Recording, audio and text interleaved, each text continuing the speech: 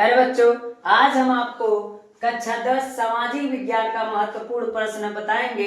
इससे पहले मैंने आपको इतिहास का क्वेश्चन दे दिया है और आज मैं आपको भूगोल को बताएंगे, यानी भूगोल का हम इंपॉर्टेंट क्वेश्चन आपको बताएंगे, जिसका पहला चैप्टर है संसाधन एवं विकास। और इससे पहले मैंने इतिहास दे ही दिया है और इतिहास से संबंधित जो भी सब क्वेश्चन थे उसको पढ़ लीजिएगा आप, उसमें कोई समस्या नहीं होगा और उससे बाहर से कहीं से क्वेश्चन नहीं पूछेगा। आज मैं भूगोल का आपको क्वेश्चन बताऊंगा, यानी भूगोल अध्याय पहला का जो क्वेश्चन कह रहा है बहुत इजी है, थोड़ा सा देखिएगा क्या कह रहा है। संसाधन एवं विकास, तो इसका पहला क्वेश्चन कर रहा है मृदा अपरदन से आप क्या अभिप्राय है, यानी मृदा अपरदन से क्या अभिप्राय है। तो मिट्टी के, मृदा मतलब मिट्टी, अब मिट्टी के अपरदन से यानी मृदा के अपरदन से तो कहा जाए तो मिट्टी के कटाव के और बहाव की क्रिया को ही हम क्या कहते हैं, मृदा अपरदन कहते हैं। यानी कहने का मतलब मिट्टी कट के बह जा रहा है, यानी बह जा रहा है या कट करके एक जगह से दूसरे जगह चल जा रहा है, तो इस स्थिति को हम क्या कहते हैं, मृदा अपरदन कहते हैं। मृदा अपरदन के लिए उत्तरदायी कारणों का क्या कीजिए, उल्लेख कीजिए। तो उत्तरदायी इसके बहुत कारण है, आप आराम से पढ़ लीजिएगा, लॉन्ग आंसर टाइप क्वेश्चन है, इसलिए आप इसको विधिवत देख लीजिएगा। यानी मृदा अपरदन से क्या अभिप्राय है इसको समझाइएगा। और मृदा अपरदन के लिए उत्तरदायी कारणों का बहुत उत्तरदायी कारण है, जैसे मवेशी जानवरों को ऐसे छोड़ देना, मूसलाधार वर्षा होती है, ढलान होता है तो उस पर क्यारी वाइज क्यारी बनाना चाहिए, समांतर क्यारियां बनाना चाहिए, जिससे मृदा अपरदन को क्या किया जा सके, रोका जा सके। तो बहुत से कारण है, आप इसको देख लीजिएगा। अगला क्वेश्चन कर रहा है मृदा संरक्षण के उपायों का वर्णन कीजिए, यानी इसी से संबंधित है कि मृदा संरक्षण के उपायों का वर्णन कीजिए, यानी मृदा संरक्षित कैसे किया जा सकता है उसके उपायों का वर्णन कीजिए। अगर मान लीजिए मृदा अपरदन हो रहा है तो हाँ, जानवरों को जाने से रोका जाए। जैसे अगर जानवर जाते हैं तो घासों को चर लेते हैं, जिसके कारण वहां पर मिट्टी बहाव ज्यादा हो जाता है, मिट्टी का कटाव ज्यादा हो जाता है। तो जानवरों को जाने से हम बचाए और वहां पर समांतर क्यारियां बनाए, जिससे आसानी से उस मृदा अपरदन को रोका जा सकता है। बहुत क्रिया है, आप इसको क्या कर लीजिएगा, देख लीजिएगा। मृदा संरक्षण के उपायों का वर्णन भी कर लीजिएगा। अगला कह रहा है पहाड़ी क्षेत्रों में मृदा अपरदन की रोकथाम के लिए क्या कदम उठाने चाहिए। तो पहाड़ी क्षेत्रों पर क्या कदम उठाना चाहिए जिससे मृदा अपरदन को रोका जा सकता है। और मैं बता दूं सबसे ज्यादा मृदा अपरदन की समस्या कहाँ आती है, तो पहाड़ी क्षेत्रों में आती है। तो कैसे रोका जा सकता है, तो हमने कहा, अभी ऊपर ही कहा हमने कि सबसे पहले अगर मृदा अपरदन को रोकना है तो वृक्षों का हम निर्माण करें, वृक्ष को लगाएं, यानी पेड़ जब हम लगाएंगे तो मृदा अपरदन को रोका जा सकता है। क्योंकि कहीं पर अगर वृक्ष लगता है बंदे पर या चाहे बांध पर या चाहे जहां भी, तो उसकी जड़ें जो फैलती है मृदा अपरदन को क्या करती हैं, रोकती हैं। अब जैसे जानवर, मवेशी जानवर जाते हैं चरने के लिए, तो चरने के लिए जाते हैं तो वहां से उनके पैरों से दब करके मिट्टी खिसकती है, तो इस प्रकार होता है। तो मवेशी जानवरों को जाने से बचाया जाए और जो ढलान वाली जगह रहते हैं उसको समांतर क्यारियां सीढ़ियों के आकार का बनाया जाए, जिसमें आसानी से कृषि किया जा सकता है और मृदा अपरदन को भी क्या किया जा सकता है, रोका जा सकता है। यानी इसके बहुत उपाय, इसको क्या कीजिएगा, समझाइएगा। कर भारत में भूमि उपयोग के प्रमुख प्रारूपों की विवेचना कीजिए, यानी भारत भूमि उपयोग का क्या कीजिए, प्रारूपों की विवेचना कीजिएगा। तो इस क्वेश्चन को भी आप क्या कर लीजिएगा, देख लीजिएगा। और अगला जो क्वेश्चन है वो मोस्ट इंपॉर्टेंट कह सकते हैं, मिट्टी से आप क्या समझते हैं, भारत के प्रमुख मृदा प्रकारों का वर्णन कीजिए, यानी मृदा क्या होता है इसको बताइए और भारत में पाई जाने वाली सभी मिट्टियों का क्या कीजिए, वर्णन कीजिए। और मैं आपको बता दूं जितने भी मिट्टी पढ़ेंगे उसमें एक बात का क्लियर कीजिएगा कि कौन सी मिट्टी कहाँ पाई जाती है। आपका मानचित्र के लिए बहुत इंपॉर्टेंट क्वेश्चन होगा और बहुविकल्पी में भी यह क्वेश्चन इंपॉर्टेंट होगा कि लाल मिट्टी, दोमट मिट्टी, लेटराइट मिट्टी कहाँ पाई जाती है। इस क्वेश्चन को आप देख लीजिएगा। ये क्वेश्चन भी आपका मानचित्र से भी इंपॉर्टेंट है और बहुविकल्पी से भी इंपॉर्टेंट है। जैसा कि आपको पता ही है कि सब विषयों में आपका 20 नंबर का शुरुआती बहुविकल्पी होगा, इसलिए इसको थोड़ा सा डीपली पढ़िएगा। मिट्टी से आप क्या समझते हैं, भारत में प्रमुख मिट्टियों का यानी मृदा का क्या कीजिए, प्रकारों का वर्णन कीजिए। अगर इतना देखिए, अध्याय 1 का क्वेश्चन है तो अध्याय 1 क्वेश्चन इतना है, इसी से पूछेंगे, इससे बाहर से नहीं पूछेंगे। अगला कह रहा है वन एवं वन्य जीव संसाधन, यानी वन एवं वन्य जीव संसाधन, यानी कहने का मतलब वन क्या है और उसमें रहने वाले जीव संसाधन क्या है, उसको आप क्या कीजिए, बताइए। कह रहा पारिस्थितिक तंत्र किसे कहते हैं, वन एवं वन जीवों के लिए इसके क्या महत्व है।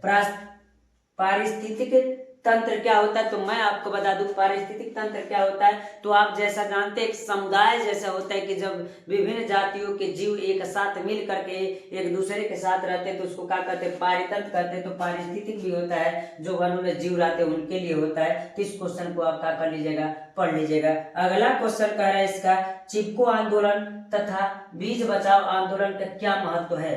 तो चिपको आंदोलन कहाँ चलाया गया था, तो मैं आपको बता दूं चिपको आंदोलन उत्तराखंड में चलाया गया था और सुंदरलाल बहुगुणा के द्वारा चलाया गया था। जिसमें क्या हुआ था, वहां की महिलाएं यानी एक विशेष जगह पर पेड़ काटने के लिए लोगों को भेजा गया। तो वहां के जो भी निवासी थे उन्होंने क्या किया, पेड़ों से चिपक गए और पेड़ों को काटने से क्या कर दिया, इनकार कर दिया। और इस प्रकार पेड़ों को कटाव को रोकने के लिए महिलाएं जब चिपक गई तो लोग उसको काटे नहीं, और जब महिलाएं और पुरुष सब चिपक गए तब इसको नाम दे दिया गया चिपको आंदोलन। और बहुविकल्पी का एक क्वेश्चन इसमें भी पूछा जाता है कि चिपको आंदोलन किसके लिए चलाया जाता है, तो चिपको आंदोलन वन संरक्षण के लिए चलाया जाता है। तो आपको वन भी दे देगा, मिट्टी भी दे देगा, अन्य सब चीजों को देगा। तो आप वन संरक्षण के लिए चिपको आंदोलन का कीजिएगा, लिखिएगा। सुंदरलाल बहुगुणा के द्वारा चलाया गया था, उत्तराखंड में चलाया गया था। इसी में क्वेश्चन है, बीज बचाओ आंदोलन का क्या महत्व है। तो बीज बचाओ आंदोलन का मतलब यह है कि बीज को संरक्षित किया जाए, यानी बिना खाद बीज का यानी अन्य खाद बीज का प्रयोग किए, यानी जो भी खाद वगैरह मारते हैं ना उसमें खेतों में, तो बिना उसके प्रयोग को ही क्या करना, फसल करना और से बीजों का उत्पादन करना, वही बीज बचाओ आंदोलन होता है। प्यारे बच्चों, इतना क्वेश्चन पढ़ लीजिएगा। इसमें अगला जो क्वेश्चन है यानी तीसरा जो क्वेश्चन है, तीसरा क्वेश्चन कह रहा है हिमालय ये की प्रजाति क्यों संकट में है। तो हिमालय पर यानी प्रजातियां, कुछ पेड़ों की प्रजाति वो क्यों संकट में, तो बता दो हिमालय पर हिमाचल में कह दे, हिमाचल प्रदेश में कह दे, अन्य राज्यों में एक प्रकार का प्रजाति पाया जाए, पौधा पाया जाता है जिसका प्रयोग का हो रहा है कैंसर वगैरह में इलाज के लिए किया जा रहा है। तो अचानक ही वहां के जो कुछ ज्यादा पौधे थे ना, बहुत ज्यादा मात्रा में पौधे थे, अचानक वो क्या किए, सूख गए। सूखने के कारण वहां की प्रजातियां क्या है, संकट में है, यानी इसलिए वहां की प्रजातियां क्या है, संकट में। और इसको अच्छे से आप देख लीजिएगा। ये वाला यानी जो भी क्वेश्चन जा रहा है बहुत इजी क्वेश्चन है। तो कह रहा है आरक्षित और रक्षित वन किस तरह के वन है, इसको वर्णन कीजिए कि आरक्षित और रक्षित वन किस प्रकार के वन है, इसको समझाइए। अगला कह रहा है राष्ट्रीय उद्यान और वन्य जीव अभ्यारण्य में क्या अंतर है। तो राष्ट्रीय उद्यान जो होता है और वन्य जीव जो अभ्यारण्य होता है उसके बारे में अंतर भी समझ लीजिएगा, और इसको अलग अलग क्या कर सकते हैं, बता सकते हैं। यहाँ दूसरा पार्ट का क्वेश्चन था वन्य एवं वन्य जीव संसाधन कर सकते हैं। अध्याय 3 का क्वेश्चन कर रहा है जल संरक्षण क्या है। जल संरक्षण, भारत में जल के स्रोत पर संक्षिप्त टिप्पणी लिखिए। भारत में जल के स्रोत कहाँ से आते हैं, तो भारत में जल जो होते हैं धरातल पर जो आते हैं, धरातली संसाधन जो होते हैं वो कहाँ से आते हैं, तो हम कह सकते हैं नदियों से, वर्षा का जल, तालाब से, झीलों से, अन्य चीजों से कहाँ आते हैं, वो आते हैं। तो उसका अच्छे से आप वर्णन कीजिएगा कि वर्षा का जल कैसे हमें एकत्रित करते हैं और अपने उपयोग में लाते हैं, और जिस प्रकार झील, तालाब या नदियां होती हैं उसके जल को हम किस प्रकार प्रयोग में लाते हैं। तो इस क्वेश्चन में उसके जल के स्रोत को क्या कीजिएगा, समझाइएगा प्यारे बच्चों। अगला कह रहा है बहुउद्देशीय परियोजना क्या है, इससे होने वाले लाभ और हानि को समझाइए। यानी बहुउद्देशीय परियोजना क्या है, और मैं आपको बता दूं ये शब्द बहुत इंपॉर्टेंट होने वाला है। यानी बहुउद्देशीय परियोजना यानी वह परियोजना जो कई कामों के लिए प्रयोग किया जाता हो, यानी बहुत उद्देश्य उस परियोजना को, उसको क्या कहते हैं, बहुउद्देशीय परियोजना कहते हैं। इससे होने वाले लाभ और हानियों को क्या कीजिए, समझाइए। अगला क्वेश्चन कह रहा है जल संरक्षण क्यों आवश्यक है। जल संरक्षण की 4 विधियों का क्या कीजिए, उल्लेख कीजिए प्यारे बच्चों। तो कह रहा है कि जल संरक्षण क्यों आवश्यक है और उसकी 4 विधियों का उल्लेख कीजिए। तो आपसे बेहतर कौन जानता है कि जल संरक्षण क्यों आवश्यक है, और जल संरक्षण की 4 विधियों का वर्णन कीजिए। तो आप इसको अच्छे से वर्णन कर लीजिएगा कि क्या क्वेश्चन कर रहा है, जल संरक्षण क्यों आवश्यक है। ठीक है, अगला क्वेश्चन कर रहा है जल दुर्लभता क्या है, इसके मुख्य कारण क्या है। वर्षा जल संग्रहण की पद्धतियों का वर्णन कीजिए। यानी जल दुर्लभता क्या है, जल दुर्लभता क्या है, इसको समझाइए, और इसके मुख्य कारण क्या है। और वर्षा जल संग्रहण की पद्धतियों का वर्णन कीजिए। यानी वर्षा जल संग्रहण की पद्धतियों का वर्णन कीजिए। इतना आपका अध्याय 3 से जल संरक्षण से क्वेश्चन था। इसका जो अगला अध्याय होगा वो अगला अध्याय 4 होगा, उसका क्वेश्चन निम्न है। अध्याय 4 का महत्वपूर्ण प्रश्न जो है, यानी अध्याय 4 जो कृषि है, कृषि का जो महत्वपूर्ण प्रश्न है, उसमें पहला क्वेश्चन ये कह रहा है कि चावल की खेती हेतु उपर्युक्त भौगोलिक दशाओं की विवेचना कीजिए। यानी चावल की खेती के लिए उपर्युक्त भौगोलिक दशाओं का क्या कीजिए, वर्णन कीजिए तथा भारत में किन 3 प्रमुख उत्पादन क्षेत्रों का उल्लेख कीजिए। तो अगर हम आपको बता दें कि चावल की खेती हेतु उपयुक्त भौगोलिक दशाओं की विवेचना कीजिए तथा भारत में किन 3 प्रमुख क्षेत्रों का उल्लेख कीजिए। तो चावल की खेती जब किया जाता है उसके लिए भौगोलिक दशा क्या होना चाहिए, उपजाऊता होना चाहिए, मिट्टी किस प्रकार का होना चाहिए, ये सब चीजें, और किस समय खेती चावल की जाती है, इसका वर्णन करना है। तो इस सेक्टर में हम क्या करेंगे, पहला जो क्वेश्चन सबसे इंपॉर्टेंट होने वाला है तो चावल की खेती वाला होने वाला है प्यारे बच्चों। तो अगला क्वेश्चन देखिए, कह रहा है भारतीय कृषि के 3 विशेषताएं लिखिए। यानी भारत की कृषि जो है उनकी 3 विशेषताएं लिखिए, कि भारत की कृषि से 3 विशेषताएं लिखिएगा। पता नहीं कौन फोन कृषि के 3 विशेषताओं को लिखिए। तो भारत की कृषि में 3 विशेषताओं को लिखना है। तो क्या क्या लाभ है, कौन कौन सी फसल भारत में उगाई जाती है, लगभग अधिकतम ज्यादा फसलें भारत में उगाई जाती है, उन सबका विशेषताएं लिखिएगा कि क्या लाभ है। अगला कह रहा है वाणिज्यिक कृषि से आप क्या समझते हैं, इसकी विशेषताएं समझाइए। तो वाणिज्यिक कृषि क्या होता है, तो मैं बता दूं, वह कृषि वाणिज्यिक कृषि कहलाता है जिस कृषि को करके हम व्यापार करते हैं और आर्थिक लाभ कमाते हैं, उसको हम वाणिज्यिक कृषि कहते हैं। तो वाणिज्यिक कृषि का मतलब यही होता है, इस खेती से हम जो करते हैं यानी उससे जो लाभ होता है, उससे आर्थिक लाभ को हम लेते हैं, तो उस कृषि को क्या कहते हैं, वाणिज्यिक कृषि कहते हैं। आज की विशेषताएं समझाइए, यानी इसकी विशेषताओं को समझाना। विशेषताओं का मतलब यही है कि इससे क्या क्या लाभ होता है, उसको क्या कीजिए आप समझाइए। अगला क्वेश्चन कह रहा है गेहूं की खेती के लिए अनुकूल भौगोलिक दशाएं बताइए। यानी गेहूं की खेती के लिए कौन सा अनुकूल भौगोलिक दशाएं होना चाहिए, किस समय बोया जाता है, उस समय मिट्टी कैसा होना चाहिए, पानी कितना लगता है, किस प्रकार होता है, भौगोलिक दशाओं को क्या करना है, बताना है। तो बताइएगा प्यारे बच्चों। अगला कह रहा है झूम कृषि की विशेषताएं की विवेचना कीजिए, यानी झूम कृषि को बताइएगा। अगला कह रहा है रबी की फसलें, खरीफ की फसलें तथा जायद की फसलें किसे कहते हैं। तो रबी की फसल किसे कहते हैं, तो आप जरा देखिएगा रबी की फसल क्या होता है और खरीफ की फसल क्या होती है, समझिएगा प्यारे बच्चों। अगर मैं आपको एक बात बता दूं, चावल और गेहूं की फसल को बता दे तो आसानी से समझ में आ जाएगा कि आपकी रबी की फसल क्या होती है, खरीफ की फसल क्या होती है और जायद की फसल क्या होती है। तो हम आपको बता दें, रबी जरा देखिएगा, तो रबी जब लिखा गया है, ट्रिक है थोड़ा सा देख लीजिएगा, रबी है तो रबी 2 अक्षर का है, तो गेहूं में क्या होगा, 2 अक्षर का होगा। कितने अक्षर का होगा, 2 अक्षर का होगा।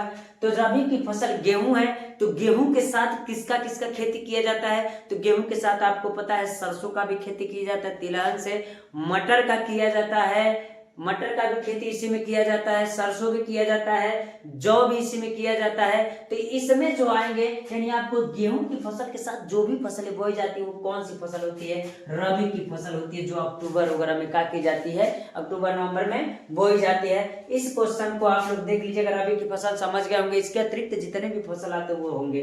खरीफ की फसल, तो खरीफ को कैसे याद करेंगे, रबी और खरीफ के फसलों में बच्चे बहुत परेशान रहते हैं, कौन रबी की फसल है और कौन खरीफ की फसल है, इसलिए मैं आपको बता दूं। तो खरीफ कितने अक्षरों में है, 1 2 3, 3 अक्षरों में है। तो चावल भी तो 3 होता है।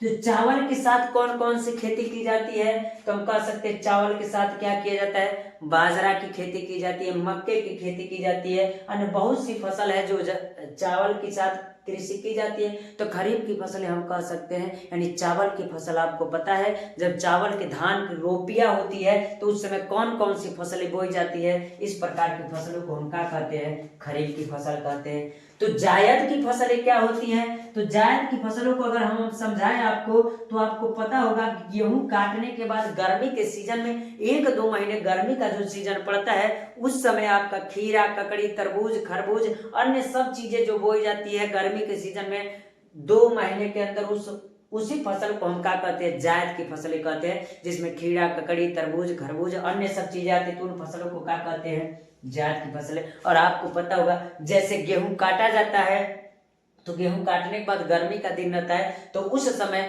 2 महीने तक खेत को ऐसे छोड़ दिया जाता है, तो उसी समय ये जायद की फसलें क्या की जाती है, बोई जाती है। और समझ में आ गया होगा कि कौन कौन सी फसलें हैं, तो ये बात समझ में आ गया।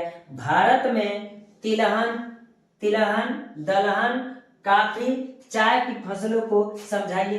तिलहन का फसल किसे कहते हैं? तो तिलहन का फसल हम कहते हैं तो वह फसल जिससे हमको तेल प्राप्त होते हैं उसको क्या कहते हैं? तिलहन का फसल कहते हैं। तो सरसों भी हो जाएगा, तीसी भी हो जाएगा, अन्य बहुत सी चीजें हैं जिसको हम कह सकते हैं तिलहनी फसलें हैं जिससे हमको तेल प्राप्त होता है। तो सोयाबीन भी कह सकते हैं आप, तो तिलहनी फसल है। और दलहनी फसल किससे कहते हैं? तो दलहनी फसलें यानी वह फसलें जिससे हमको दालें प्राप्त होती है उसको हम दलहनी फसलें कहते हैं। तो इसमें कहा आ जाएंगे तो आपको पता होगा कि दालें किससे बनते हैं? अरहर, अरहर की दाल, मसूर की दाल, तो और किसकी? मटर की दाल, चने की दाल, इन सब चीजें फसलों को हम क्या कहते हैं? दलहनी फसलें कहते हैं। और काफी और चाय की फसलों को तो आप समझते हैं कि चाय और फसल क्या होता है और काफी की फसलें कहाँ होती है और कहाँ उगाई जाती है। फसलों को समझाइए। इस प्रकार 7वां क्वेश्चन था। और इस चैप्टर का आपका अध्याय 4 का लास्ट जो क्वेश्चन है, गन्ना उत्पादन के लिए अनुकूल भौगोलिक दशाओं को क्या कीजिए? लिखिए। यानी इस क्वेश्चन को भी आप पढ़ लीजिएगा